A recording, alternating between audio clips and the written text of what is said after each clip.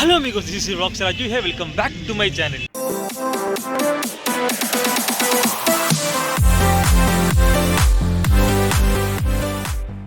Hello മിഗോസ്, നമ്മുടെ പാലക്കാട് ഇനി 3 നേരവും ഫ്രീ ഭക്ഷണം ഫ്രീ ഫുഡ് കിട്ടുന്ന പുതിയൊരു ഭക്ഷണശാല സ്റ്റാർട്ട് ചെയ്തിട്ടുണ്ട്. പാലക്കാട് ഉള്ളവരും പുറത്തുനിന്ന് പാലക്കാട് വരുന്നവരും കയ്യിൽ ക്യാഷിൽ നിന്ന് വെച്ച് ഫുഡ് കഴിക്കാതിരിക്കേണ്ട, നേരെ ഇങ്ങോട്ട് പോകുന്നുള്ളൂ. ഇവിടെ ആര് വന്നാലും എപ്പോൾ വന്നാലും ഫ്രീ ഫുഡാണ്, സൗജന്യ ഫുഡ് വയറ് നിറച്ച് കഴിക്കാം. നമസ്കാരം, എൻ്റെ പേര് ഞാൻ വിൻബോൺ പബ്ലിക് ട്രസ്റ്റിൻ്റെ മാനേജിംഗ് ട്രസ്റ്റിയാണ് നിയാബുദ്ദീൻ. ഞങ്ങൾ പ്രീവിയസ് 2 ഇയർ ബാക്ക് ഇവിടെ ഈ സൗജന്യ ഹോട്ടലുണ്ടായിരുന്നു. അത് മിസ്മാനേജ്മെൻറ്റ് കുറേ പ്രശ്നം കൊണ്ടും അത് ക്ലോസ് ചെയ്യപ്പെട്ടു. വീണ്ടും 9-ാം തീയതി റീഓപ്പൺ ചെയ്യപ്പെടുകയാണ്.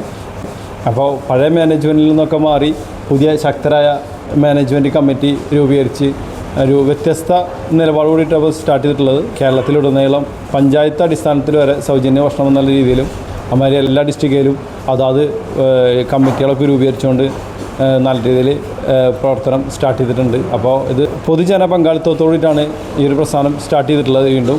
അപ്പോൾ എല്ലാ ജനങ്ങളും ഇതിനെ സഹകരിക്കുക.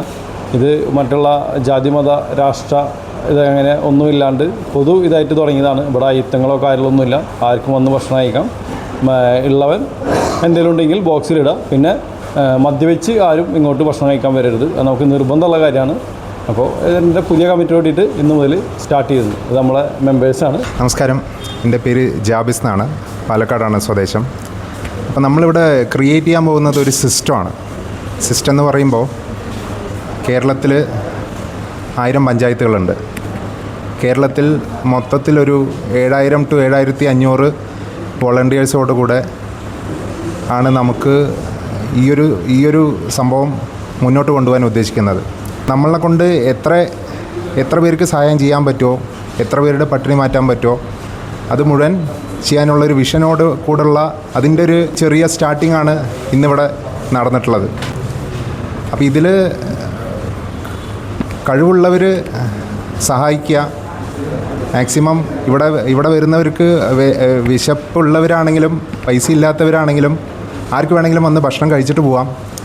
ഇവിടെ നമ്മൾ വരുമ്പോൾ കഴിവുള്ളവർക്ക് ഡൊണേഷൻ ബോക്സിൽ എന്തെങ്കിലും അവർക്ക് ഡൊണേറ്റ് ചെയ്തിട്ട് പോവാം. ആരും വന്നിട്ട് പോകുമ്പോൾ പൈസ ആരും ചോദിക്കില്ല, ഫ്രീ ആയിട്ട് വന്ന് ഭക്ഷണം കഴിച്ചിട്ട് പോവാം.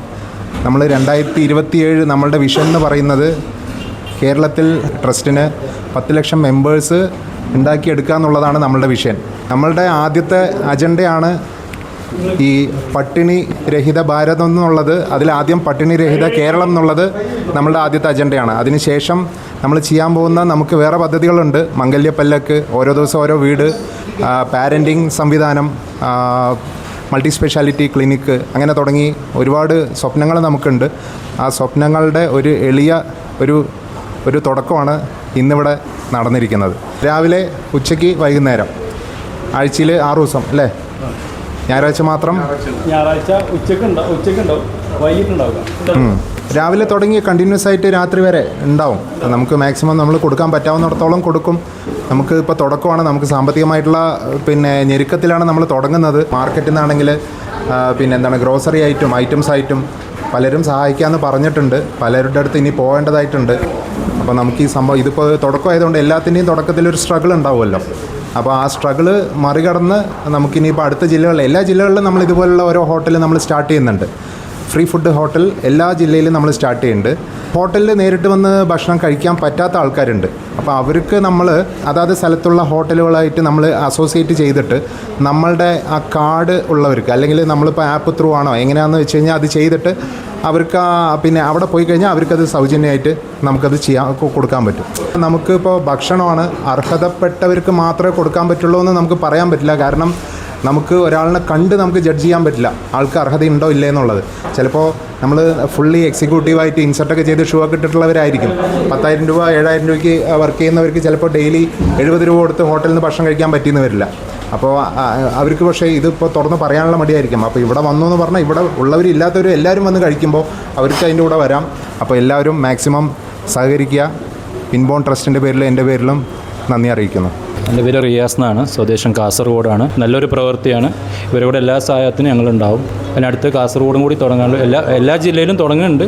ഓരോ ജില്ലയിലും നമ്മളെല്ലാ സപ്പോർട്ടും നമ്മളെ ഭാഗത്തുനിന്നുണ്ടാവും. എൻ്റെ പേര് മധു എന്നാണ്, തൃശ്ശൂരാണ് താമസം. പക്ഷേ ഞങ്ങൾ 2022 തിരുവനന്തപുരം RCC മെഡിക്കൽ കോളേജിൽ ഡെയിലി 1000 പേർക്കുള്ള ഭക്ഷണം ഞങ്ങളുടെ വിൻബോൺ പബ്ലിക് ട്രസ്റ്റിൻ്റെ പേരിൽ വിതരണം വാഹനത്തിൽ കൊണ്ടുപോയി ചെയ്തിരുന്നു. അതൊരു സാമ്പത്തികമായുള്ള പ്രശ്നങ്ങളും മറ്റുള്ള കാര്യങ്ങളും അത് നമ്മൾ കുറച്ച് കാലമായിട്ട് നിർത്തേണ്ട വന്നു. വീണ്ടും ഞങ്ങളിത് തുടർന്ന് കൊണ്ടുപോകാൻ വേണ്ടി വീണ്ടും പരിശ്രമിക്കുകയാണ്. അതിനുള്ള എല്ലാ സഹകരണവും നാട്ടുകാരുടെ പ്രശ്നം പ്രദേശവാസികളുടെ പക്ഷത്തു നിന്ന് ഞങ്ങൾക്ക് ഉണ്ടാവണമെന്ന് വെച്ചു. എൻ്റെ പേര് അരുൺ. ഞാൻ എറണാകുളം സ്ഥലം. ഞാൻ 2018 ഇവിടെ സ്റ്റാർട്ട് ചെയ്ത സമയം മുതൽ ഞാനിവിടെ ഉണ്ട്. പിന്നെ എന്താ പറയുക, ഇപ്പോൾ പാലക്കാട് മുതൽ ഞങ്ങൾ തുടങ്ങി, ഒന്ന് വിട്ടുപോയി. ഞങ്ങളിപ്പോൾ ആ പോയ സ്ഥലത്ത് തന്നെ പിന്നെ ഞങ്ങൾ വന്നു.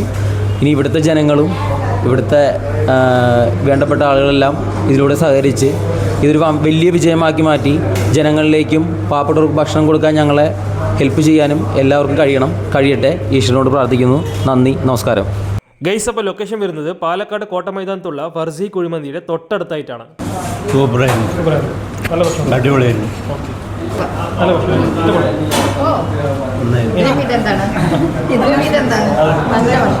വീട്ടിലും കൂടി